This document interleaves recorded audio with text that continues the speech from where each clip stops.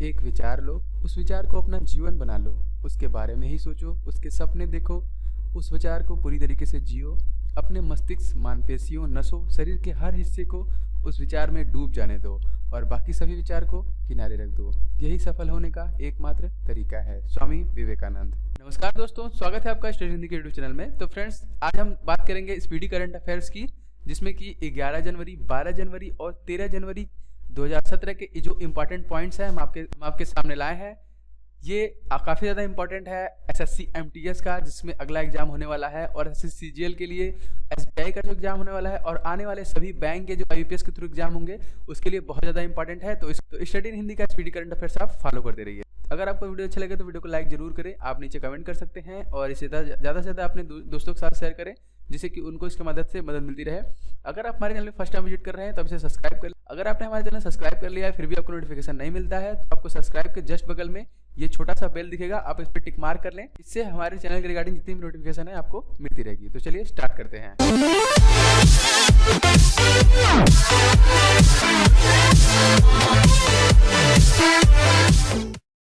तो यहाँ पे सबसे पहला पॉइंट है, फीफा ने 2016 विश्व कप में टीमों की संख्या बढ़ाकर 48 कर दी है। 48 फीफा ने जो है कि टीमों की फीफा जो अगला फीफा विश्व कप होने वाला है 2026 में, उसमें टीमों की संख्या बढ़ाकर 48 कर दी है। पहले जो था 32 था, अब उसे कर दिया है 48। और ये फीफा वर्ल्ड कप जो अगला होने वाला है वो होगा 2026 में। भारतीय प्रौद्योगिकी संस्थान आईआईटी खड़गपुर के पूर्व छात्र पराग हवलदार ने तकनीकी उपलब्धियों के लिए इस साल का ऑस्कर अवार्ड जीता है। हवलदार को अमेरिका में 26 फरवरी को होने वाले मुख्य ऑस्कर समारोह से पहले ही 11 फरवरी को ऑस्कर दे दिया है। तो ये इनका नाम जो है पराग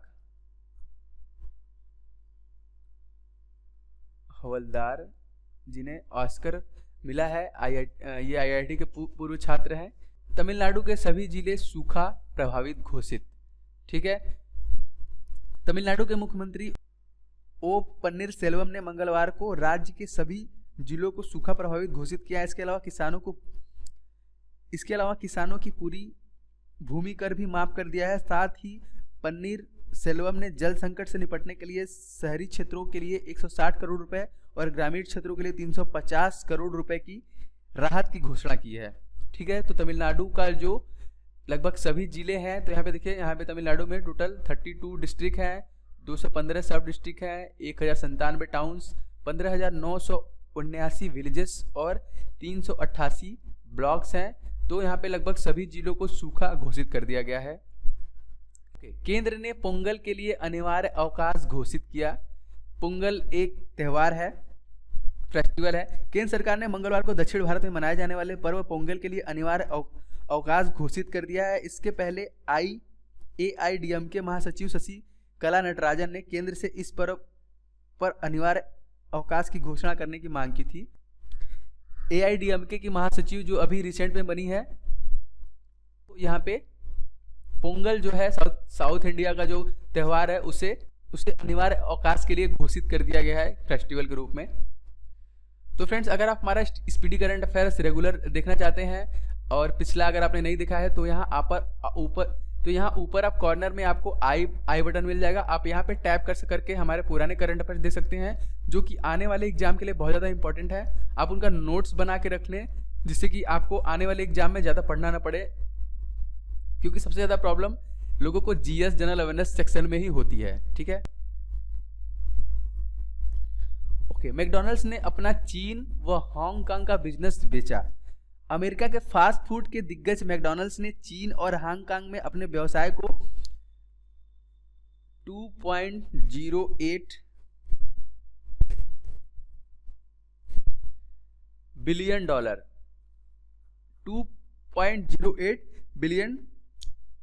में राज्य के स्वामित्व वाले समूह किटिक, ठीक है, इसका नाम है देखिए किटिक, और एक निजी हिस्सेदारी वाले फर्म कार्लाइल समूह को बेच दिया है। ठीक है, तो मैकडॉनल्ड्स ने चीन और हांगकांग के बिजनेस को बेच दिया है $2.08 बिलियन में। जिसको खरीदा है वहाँ के व्यवसायी कंपनी है, व्यवसायिक जो वहाँ की कंपनी है किटिक ने, किटिक, ठीक है, ये याद रखिएगा किटिक। इससे क्वेश्चन हो सकता है कि हाल ही में मैकडॉनल्ड ने किस देश में अपने व्यवसाय को 2.08 बिलियन डॉलर में बेचने की घोषणा की है, तो वह है चीन और हांगकांग। जियोनी ने क्रिकेटर विराट कोहली को बनाया अपना ब्रांड एम्बेसडर, काफी ये अच्छा न्यूज है। मोबाइल हैंडसेट ब्रांड जियोनी ने भारतीय कप्तान विराट कोहली को अपने ब्रांड एम्बेसडर के रूप में नियुक्त किया है। कोहली बॉलीवुड अभिनेत्री आलिया भट्ट के साथ शामिल होंगे। अब इससे रिलेटेड क्वेश्चन क्या हो सकता है, उस भारतीय क्रिकेटर का नाम बताइए जिसे हाल ही में मोबाइल हैंडसेट कंपनी जियोनी को अपना ब्रांड एम्बेसडर नियुक्त किया, तो वो है विराट कोहली। इस समय तत्कालीन भारत के कप्तान है विराट कोहली। भारत फ्रांस ने अंतरिक्ष संबंधों की मजबूती हेतु उपग्रह प्रक्षेपण के लिए करार पर हस्ताक्षर किया है, MOU पे सिग्नेचर किया है भारत और फ्रांस ने। ये देखिए, इंडिया के इसरो ने और फ्रांस के CNES ने इस समझौते पे हस्ताक्षर किया है। अब इसे क्वेश्चन देखिए क्या हो सकता है, उस फ्रेंच अंतरिक्ष एजेंसी का नाम बताइए जिससे उपग्रह प्रक्षेपण तकनीक के लिए इसरो के साथ समझौते पर हस्ताक्षर किया है, तो उसका नाम है CNES। विमुद्रीकरण के बाद विश्व बैंक ने भारत की वृद्धि दर 7% की, ठीक है। विश्व बैंक ने वित्त वर्ष 2016 और 17 के लिए भारत की विकास दर में कमी करते हुए अपने पूर्वानुमान 7.6%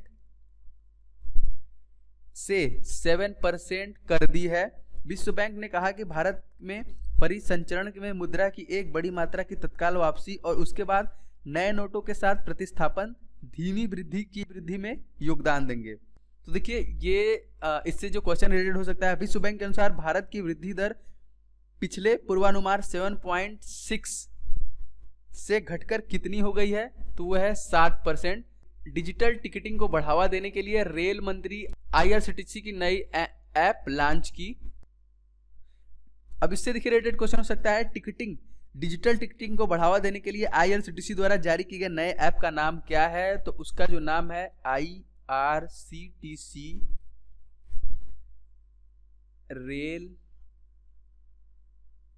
कनेक्ट, ठीक है, उसका यही नाम है, आप इसको याद रखिएगा, IRCTC रेल कनेक्ट। याना कुद्रेयावत्सेव ने संन्यास की घोषणा की, उनका यहाँ पे पिक है।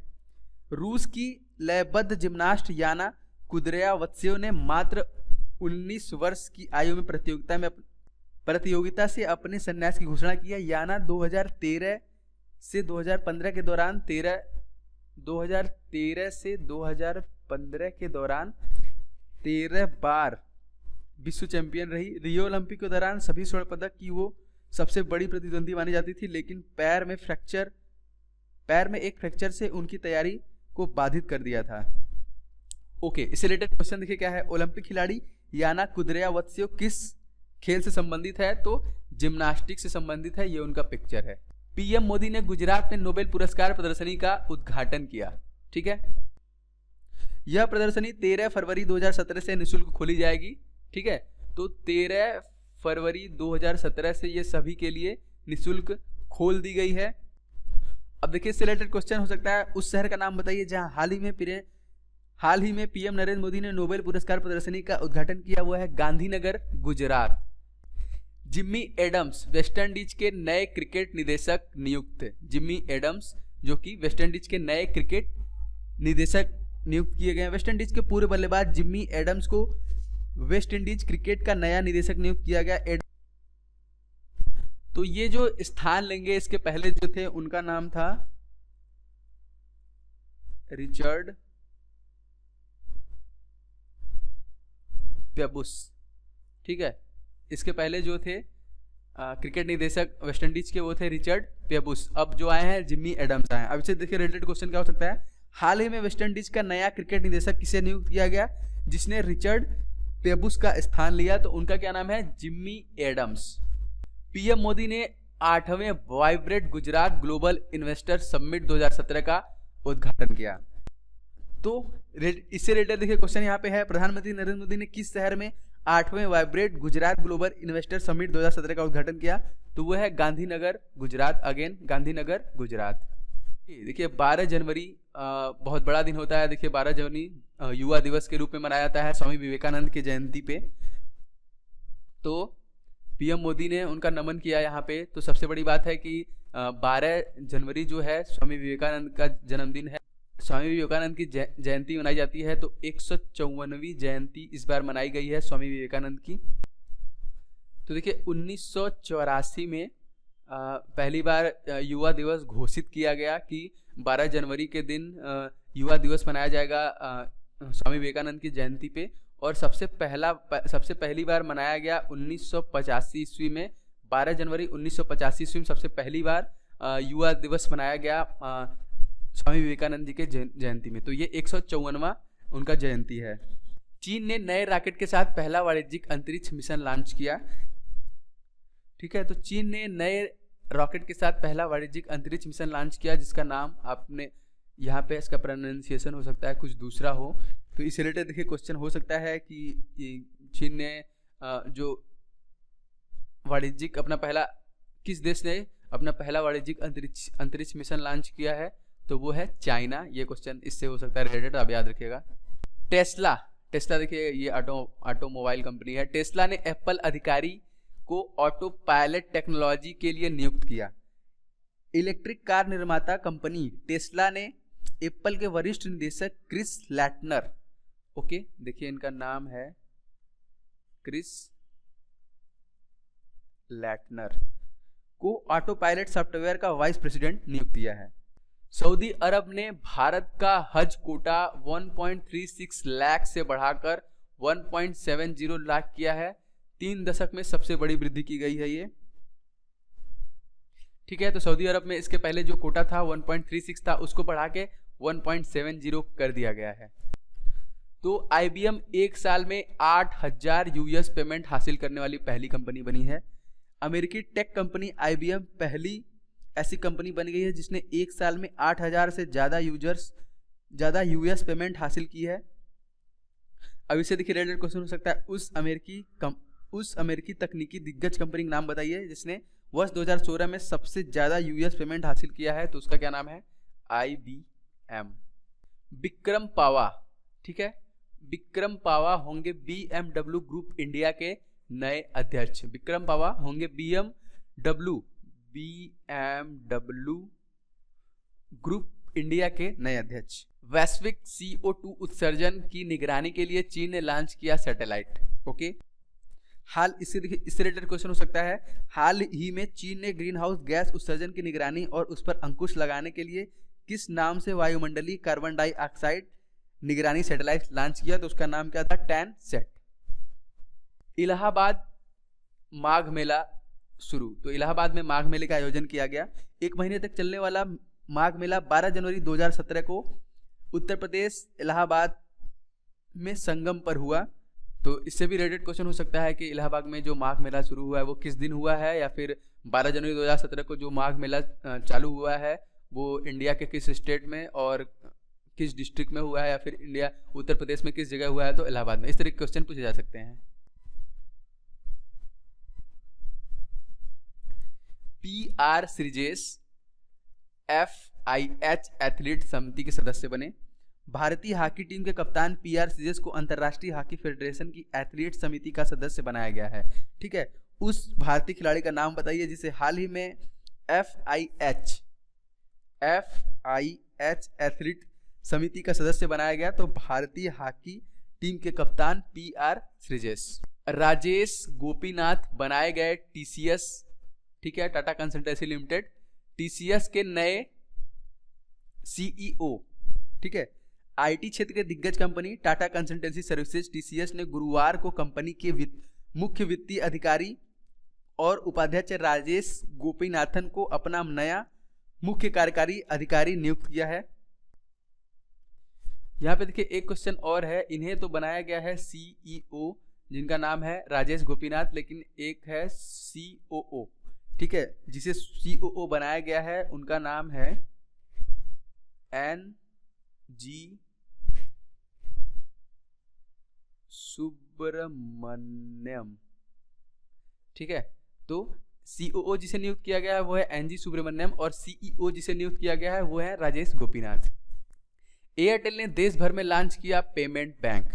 भारतीय एयरटेल ने गुरुवार को देश भर में अपना पेमेंट बैंक लॉन्च किया, जो देश का पहला पेमेंट बैंक है। तो देश का पहला पेमेंट बैंक, तो अब देखिए इससे रिलेटेड क्वेश्चन हो सकता है कि हाल ही में देश भर में देश का पहला पेमेंट बैंक किस कंपनी ने लॉन्च किया? तो भारतीय एयरटेल का एयरटेल पेमेंट बैंक। पिछले एक दशक में अपनी सर्वश्रेष्ठ फीफा रैंकिंग पर पहुंचा भारत, ठीक है। अंतर्राष्ट्रीय फुटबॉल नियामक संस्था फीफा द्वारा जारी की गई ताजा रैंकिंग के अनुसार भारतीय फुटबॉल टीम 6 पायदान की उछाल के साथ 129वें पायदान पे आ गया है। इसके पहले इनका सर्वश्रेष्ठ जो रैंकिंग था 2005 में 127वें स्थान पे ये थे 2005 में। HDFC बैंक की सहायता से तमिलनाडु के 5 मंदिर डिजिटलाइज हुए। HDFC बैंक की सहायता से दक्षिण तमिलनाडु के कन्याकुमारी जिले के 5 मंदिरों में अपने भक्तों से दान के भुगतान के लिए डिजिटल वॉलेट और POS लगाए गए हैं। ये 5 मंदिर हैं, तमिलनाडु के 5 मंदिर जिसको डिजिटाइज किया है HDFC बैंक ने। छाबरा थर्मल पावर प्लांट अधिग्रहण के लिए NTPC ने MOU पर साइन किया, ठीक है। NTPC लिमिटेड ने राजस्थान ऊर्जा विकास निगम के Chhabra thermal power plant stage 1 और स्टेज 2 के अधिग्रहण के लिए राजस्थान राज्य विद्युत उत्पादन निगम लिमिटेड और राजस्थान ऊर्जा विकास निगम लिमिटेड के साथ एक गैर बाध्यकारी समझौते ज्ञापन पर हस्ताक्षर किया है। नॉर्वे FM रेडियो का प्रसारण बंद करने वाला पहला देश बन गया है।